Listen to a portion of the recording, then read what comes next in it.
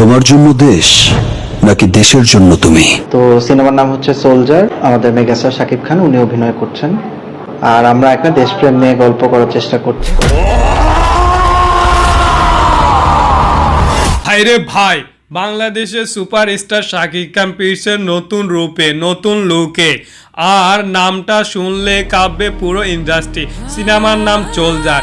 এই ছবিতে শাকিব খানকে দেখা যাবে একদম মিলিটারি অ্যাকশন, দেশের জন্য যুদ্ধ, এক যোদ্ধার চরিত্র, অ্যাকশন, ইমোশন আর সিন তিনটাই থাকছে একসাথে।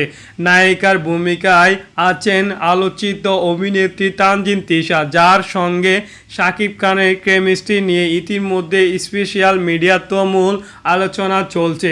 ছবির পরিচালক আছেন প্রতিভাবান পরিচালক শাকিব ফারাদ, আর প্রয়োজনে থাকছে দেশের অন্যতম বড় ব্যানার।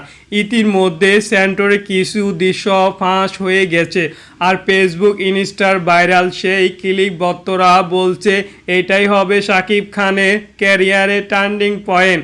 শোনা যাচ্ছে বছরের শেষে এই সিনেমা মুক্তি পেতে পারে এবং এটি হতে যাচ্ছে 25 সালের সবচেয়ে বড় ব্লকবাস্টার হিট।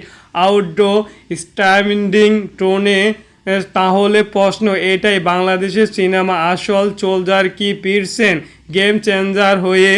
কমেন্টে লিখে জানাও তুমি কবে দেখতে চাও শাকিব খানের সোলজার। তো বন্ধুরা, এরকম ইন্টারেস্টিং ভিডিওর জন্য চ্যানেলটিকে দ্রুত সাবস্ক্রাইব করুন। আমরা ফিরছি পরবর্তী ভিডিও নিয়ে। ধন্যবাদ।